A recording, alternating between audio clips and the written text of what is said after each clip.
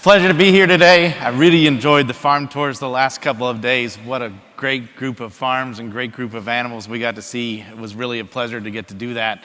I am going to lead a little bit into the future here and talk about some technologies that some of you probably haven't heard of yet.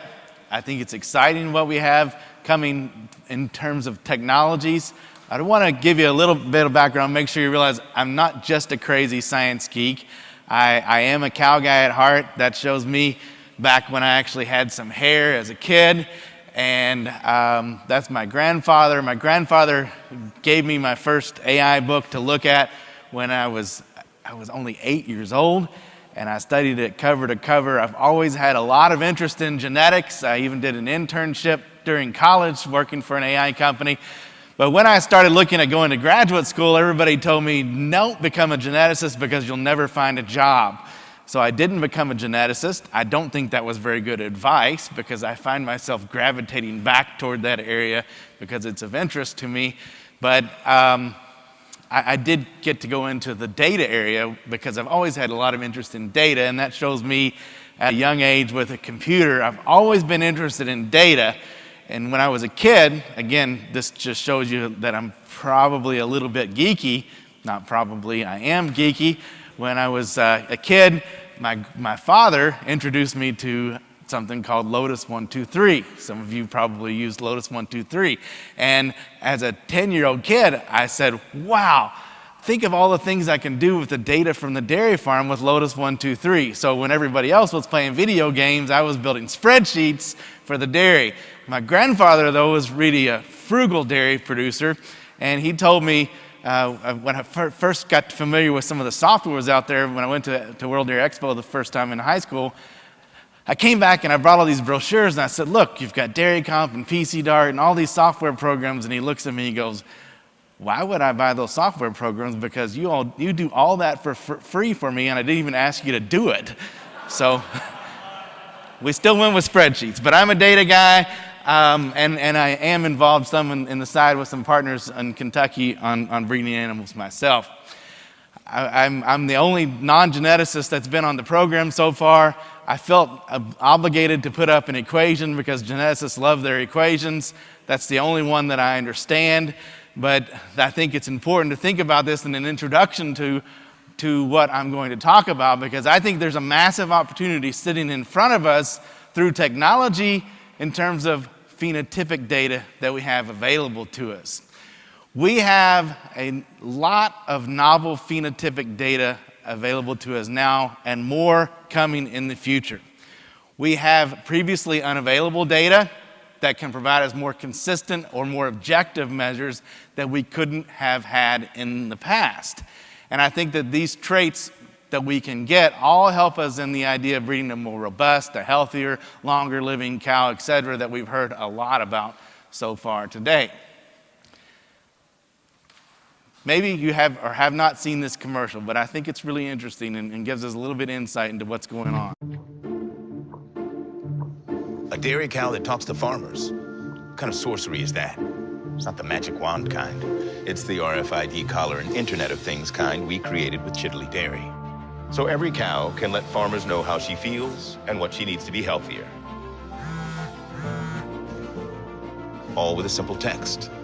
Ta-da! Magic can't make digital transformation happen, but we can. That's the power of VMware, part of Dell Technologies. That kind of gives a quick idea of what we're looking at in terms of technologies, but the other interesting thing that I see about this is, look who the commercial's for. It's not for Alltech, it's not for Zoetis, it's not for Select Sires, it's for Dell. Behind the scenes, Dell, Google, Microsoft, Apple, everybody is investing in data for agriculture, including data for animal agriculture. And I will argue very strongly that analytics and how we use data in our dairy industry is the next great scientific breakthrough. It's amazing if you think about what we've done in the last 75 years in terms of scientific breakthroughs in areas like nutrition and reproduction and animal care and genetics. But I think how we use data is the next opportunity. And if you look at this landscape of what's out there, the number of companies startup companies, existing companies, and so forth, investing in data and animal agriculture is really, really huge. A lot of people see this opportunity. Now, being from Kentucky, you had to realize you're going to get a little bit of basketball here. I think there's a lot that we can learn from basketball in dairy. We have technologies similar to what they're doing in basketball. So in basketball, they have technologies that can put devices on the players to monitor every movement. And in cows, we have technologies to monitor every movement of the animals. We have the ability to use data to identify efficient players. So if I look at the animal on the left, a cow that I worked with a lot back at the University of Kentucky, nothing flashy. No one knew who she was except for me because I was the data guy looking at her. High production, feed efficient, never got sick, bred back quickly. She turned out to be an 86-point cow, so she wasn't too bad. But the herd manager and I always had a debate about who was the best cow in the herd because I said it was her and he said it was the 90-point, 2,200-pound cow. We had a little fun with that debate. They were both great cows. But this efficient cow, without looking at the data, you don't know who she is. How many people in the room know the basketball player on the right? All right, more people than typical because he really contributed recently to the most recent NBA championship. It's Danny Green. Most people don't know who Danny Green is. Why? Because he's not a superstar. But he's the most efficient player in the NBA because of statistics. Statistics have been able to tell us to identify that Danny Green's the most efficient player. He contributes more to winning the game than anybody else in the NBA. There's nothing flashy about him. He doesn't score a lot of points. He does score when needed. He plays good defense. He just wins games. Data provides us the opportunity to identify the winning players, whether those are cows or basketball players. And they look at a new statistics, things like effective field goal percentage, which considers that a three-pointer counts more than a two-pointer. Value added, what's the value that a player adds compared to the replacement? Or a player efficiency ratio, and that's the equation. I've not studied it, but it's quite complicated. It looks like something a geneticist would create, but player efficiency rating, very complex to tell us that Danny Green's the best player in the NBA. We can do this for animals too. We can look at things like money-corrected milk, longevity-corrected milk, being able to identify what the opportunity is for keeping cows in the herd longer. Retention payoff to be able to give us an economic indicator of the most valuable animals in the herd, or to be able to look at things like summer-winter ratio to look at heat stress. So we can take those same concepts and bring them into our dairy industry. I don't play video games because, I was too busy building spreadsheets, but my nephew, he's 6, and he's gotten me to play some video games lately. Only basketball. He knows I won't play anything other than basketball. But I noticed in the basketball game, there's a little bubble above every player wherever they move that says what's the percentage chance they're going to make the shot from wherever they are on the court. And as they move, that bubble changes. So somebody that's really good at a three-pointer is going to be better out there and so forth. Well, I think we have the ability to bring this same concept to the dairy industry. Look at the lactation curve and say what's the percentage chance that the animal is going to survive, conceive, get mastitis, lameness, recover from disease, etc., all through data. Specifically, we have a lot of opportunities sitting in front of us in terms of precision dairy monitoring. Precision dairy monitoring is using technologies to monitor individual variables on individual animals across time. We might be monitoring variables within the milk. We might be monitoring the behavior of the animal, the physiology of the animal, or the conformation of the animal. From a management perspective, we're generally looking at a management by exception approach. We look at an animal, her activity goes way up, that tells us it's time to breed that animal. She's in heat. We look at an animal, her rumination time goes way down, that tells us she's gone off feed. This is the general concept of precision dairy monitoring. And we've seen a lot of different applications of this. The one that we've seen adopted the most successfully thus far is estrus detection. We also see opportunities in terms of disease detection, whether that be fresh cow disease, mastitis detection, lameness detection, calving detection, or using this data for monitoring the overall herd. And again, if we look at all these technologies that are out there, you probably noticed we keep coming up with more, and we're going to keep coming up with more. There's an overwhelming amount of technology that's available to you today as a dairy producer to think about investing in. And this data provides us a lot of opportunities to tell us about the health of the animal, reproductive status, productive status, etc. And if we look at what's happened in the human wearable industry, it's a very clear analogy to the animal industry. So the human wearables, how many people in here have a Fitbit? All right, I don't, clearly, right? So probably I should get one, but I don't. So we don't have Fitbits in my household, but people do. Fitbit basically uses something called an accelerometer. An accelerometer measures motion in 3 dimensions. It's the base technology in almost all the wearable technologies that are available for dairy animals. Anybody know what an accelerometer costs? Go to Amazon, $1 to $2. Accelerometer is really cheap. Basically, we've been able to take a technology that's been used widely in the human industry and bring it into the dairy industry. So let's look at the animal and see what all kinds of different things we can measure. We have neck tags that measure things like rumination time, activity, eating time.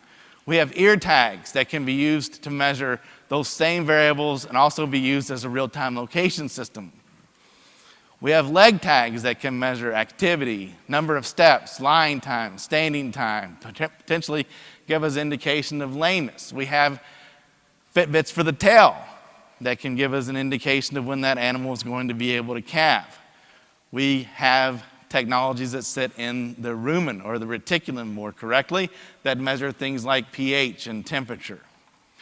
We have a lot of technologies coming now that are in the parlor that look at variables within the milk. So if we look at something like the AffyLab system uses something called spectroscopy. It looks at the pattern of light flowing through the milk to be able to look at things like fat and protein and lactose. Be able to look at fatty acids and amino acids within the milk. And the neat thing about that is no reagents involved. So you can use this without a variable cost associated with that, and no reagents to adulterate the milk or any worries there. Or we have cameras that can look at things like body condition score. So there's a whole lot of different opportunities with these technologies. Now, I will have to admit that when I first heard about the idea that we could take a tag, that's supposed to be a video, but it's not running, we could take a tag and put it on the animal's neck or ear and tell us that the cow's ruminating, I thought, this is really crazy. There's no way that's possible. But if you watch a cow ruminate, you'll see it's a very consistent motion. And all that tag is doing is picking up that consistent motion. And I've personally sat out there and watched cows and timed for studies the rumination time to be able to go back and statistically compare. And these technologies really can do this. This is a real concept that really does work. Or we can take it a step further. How many of you ever watched cows sleep? Cows sleep. Not a lot, but they sleep. Is sleep the next frontier in terms of cow comfort monitoring, being able to look at the way that sleep relates to immune function, for example? So we took and we put an accelerometer-based technology on an animal and developed a monitor to be able to monitor sleep. You can see it and you can tell the difference between it and the commercials because of the duct tape. All good research involves duct tape. But this worked really well. We were able to monitor sleep behavior with this kind of technology. There are new technologies on the market now that are real-time location systems, being able to identify where animals spend their time to give us a time budget for the animals. I really think, though, the future is not as much in the wearable technologies. The future is in image analysis and milk analysis. I've had the pleasure of getting to work with a lot of engineers in this area of image analysis, and it blows my mind what they're able to figure out from an image. And then, like I talked about earlier, there's a lot that we have in terms of milk analysis. Some of it we can think of already. We can say, wow, what about the ability to do semantic cell count? But some of these biomarkers that are there, we don't even know what they are yet. There's a whole lot of opportunity sitting in front of us in terms of milk analysis. This is a newer technology that's out there that's also basically looking at the light in milk. They're looking at using this technology to measure somatic cell count, to be able to measure pregnancy detection. Talk about a game changer. If we could do pregnancy detection in line, really amazing technology with this sort of advancement. Now again, going back to the idea of body condition scoring, this is just to give you an example of some of the idea that we can take with this kind of technology. This is a camera system that we worked with. Again, we borrow ideas from other industry. Anybody have any idea where the camera came from that we used for this system? It came from the Xbox. Same camera that's used in the Xbox. So a camera that we can buy for about $200 off the shelf, we can use to look at body condition score. Well, how do we get body condition score? Basically, it's geometry. I remember in geometry in high school, I thought, I'm never going to use this. I want to know about cows. I don't need geometry. And there I was. I wish I could have gone back to my geometry teacher and said, hey, I actually had to use geometry. Now, this was some of the work that I did as a graduate student years ago. This is not automated, and I can tell you how unautomated it was. This involved me clicking on about 3,000 images on about 23 points all around the cow to be able to identify these curves, and I developed a mouse callus. Anybody ever gotten a mouse callus on my hand from using the mouse so much? So this was not automated. But what we were able to do is go in and score cows and predict their body condition score looking at the angles around the hooks, for example. So here you have an animal on the left that's a bit thinner, and she's more angular, and the angles show that. An animal on the right carrying a little bit more condition, and that angle starts to approach a straight line. Basic geometry. So the next time, those of you that have kids, and they tell you, I'll never use geometry, you can tell them, hey, some fat guy from Kentucky came once, and he told us he had to use geometry for dairy cows. You really do. Here's the thing that was the hard part, though. We couldn't automate it. Well, I met an engineer who was able to figure this out. So you can see on the right, this is an animal moving through a walkway, and you can see the process of taking that image and converting it to basically a silhouette of the cow. Now that seems like science fiction, but once he's able to figure, this is a moving cow, so he doesn't have to even stop to be able to get the body condition score. We are also able to use this same kind of an idea for image analysis to be able to look at feed intake. We talk about feed efficiency. Obviously, we all know how important that is, but now we have the potential to use image analysis to monitor feed efficiency. There are multiple technologies now that are being developed to use video behavior, to actually look at the motion of a cow as she's eating or moving, and to be able to identify things like locomotion behavior. So this was a brilliant guy that I worked with who developed this system for lameness detection. Basically looking at an image of a cow moving from the side and being able to track the motion of each limb, the speed, the difference in the speed from today versus yesterday, the difference in the speed, left leg for the right leg, etc., to be able to identify cows as they become lame. So I see this as a massive opportunity from phenotypic perspective. We have all this data that provides us new phenotypes. Data related to mastitis, data related to things like fatty acid profiles, other milk properties that perhaps, again, we don't even know what they are at this point. Body condition score, 3D cow idea I'll talk to you about in a minute. Estrus intensity, fresh cow diseases, heat stress, robotic milking selection, and opportunities through calf data. This is not a completely new idea. There was a review article done a few years ago that looked at the heritability of a lot of different traits. And you can see there's variation here, but there are many of these traits that have a fairly high heritability. We've just not had the phenotypes to be able to use these up to this point. I think that there's potential to use image analysis for linear evaluations. So take an image analysis, a 3D image of the animal, similar to what we were doing in terms of body condition score, to be able to look at things like rump width and udder depth and so forth. This is an outside-the-box kind of an idea, but we think about this potential. We have a camera sitting in the exit alley, and it measures these things automatically, objectively measures them. We really have a massive data collection potential with this sort of an idea. We know, though, that something like body condition score, there are genetic differences, and Chad Deckow's done some work looking at this that show that there are genetic differences in the profile of how animals manage body condition score within the lactation. And there's reasonable heritability for that trait. So we have the potential to take the data that we're getting out of a management system and use it to be able to manage and breed for better body condition score profiles. Heat stress is something that I think a lot about in the Southeast. There's definitely opportunities with technologies to look at things like the relationship between rectal temperature or dry bulb temperature. This was some work that we did where we looked at reticular temperature, and we looked at the comparison between reticular temperature and outside temperature. There are definitely genetic differences in how animals manage core body temperature. Think about this in your own herds. There are probably some animals that you can identify and say, that cow, it doesn't seem to matter. However hot it is, it doesn't bother her.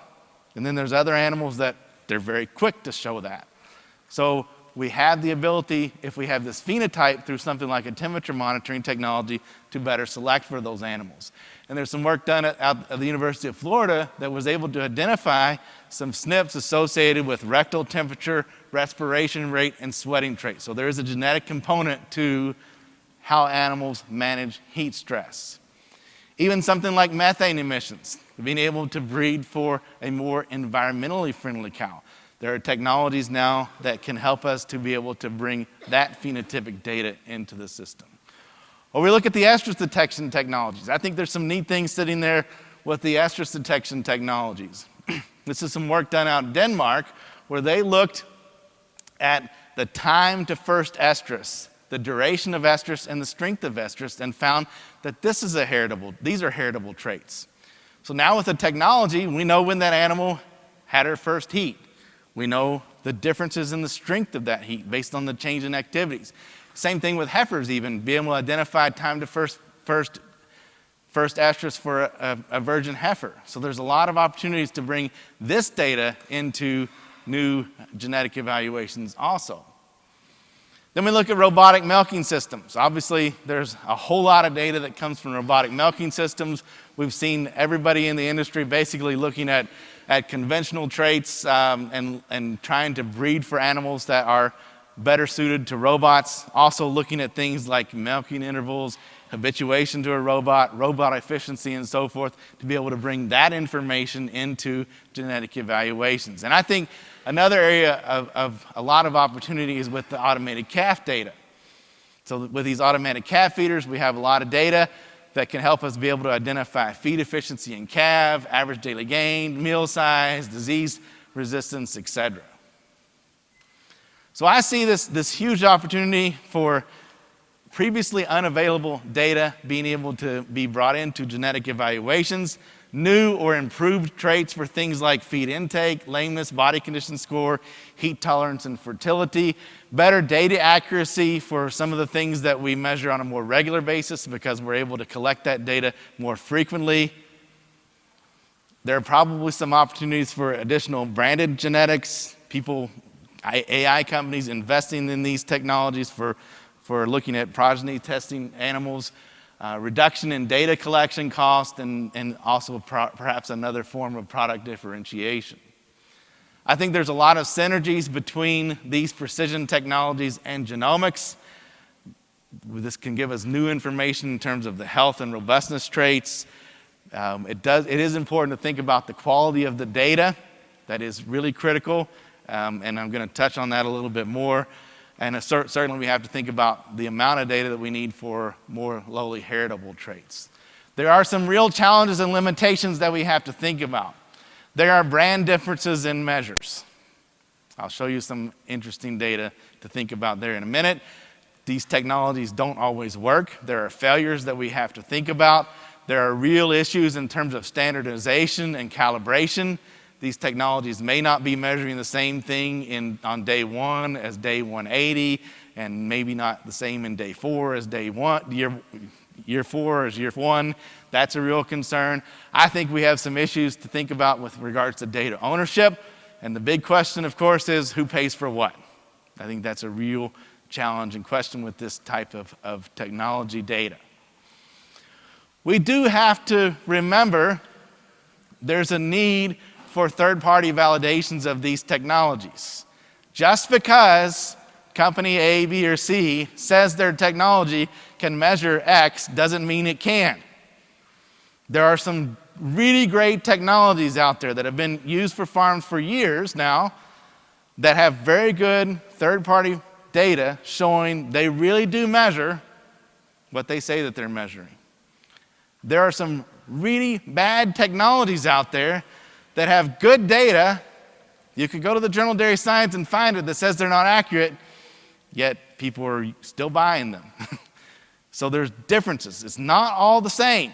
We really need that third-party validation. Same thing if I work for a company that sells feed additives. You want data showing that the feed additives works. We want data showing that these technologies actually work. And here's something that's a little bit concerning. We did a study where we wanted to look at putting multiple technologies on the same animals and compare which ones provided us the most useful information. And this was a little concerning. My graduate student, she comes to me with just the averages because that's a good place to start when you're looking at new data. And I said, we got a problem here. So she said, what's going on? I don't see a problem here. I said, we have 3 different technologies on the same cows that said that they're measuring rumination time, and on average, there was 100 minutes a day difference. We have 4 different technologies on the same cows measuring lying time, and on average, there was 3 hours a day difference. And 3 different technologies on the same cows measuring number of steps, and 2,000 steps different. Which one's right? I can tell you a little bit more because we also did some validation study, but obviously they're not measuring the same thing. This is a real concern from a management perspective, but also a concern if we start talking about bringing this data in, because we're not necessarily talking about rumination time equals rumination time, line time equals line time. And here was the other challenge we had. Well, we thought this was going to be really cool. We were going to take all this data, bring it in, and create a super algorithm that would tell us everything that's going on about the cow. But we had 7 different technologies on those cows, and only 29% of the time were all the technologies working. They were randomly failing at that kind of a rate. Okay, so maybe all of them were 80%, but 80% times 80% times 80%, eventually you get to 29%. So we weren't able to answer that question because the technologies, they actually fail more frequently than what we'd like to admit. And I think the biggest issue that we have is we have a lot of data silos. We have data coming from different sources sitting in silos, and it doesn't communicate very well with each other. It's frustrating for you on a day-to-day basis because you don't want to have to look at 8 different programs to figure out what's going on with a cow, right? I don't. But we need to be able to create systems that can communicate data better. This is not a simple issue. I thought it was a simple issue because I've done enough with data. I thought, well, all we got to do is take this and merge here and, yeah, okay, we can do that. No, it's proprietary. It's not a technical issue. The technical part is easy. It's that company A doesn't want to play with company B, and for right reasons, they spend a lot of money in that, but getting everybody to sit at the table and play together isn't always so easy. I will say, and want to end with this point, I've presented some things that are definitely outside the box, definitely thinking beyond where we are today. Some of these things are real today from a management perspective, but when it comes to technology, perfection is the enemy of progress. We have to remember that even though we might not be 100% accurate, if we get 95% and we didn't have anything that did that before, that's still pretty good. Thanks for your time. Feel free to contact me if you have any questions about this area.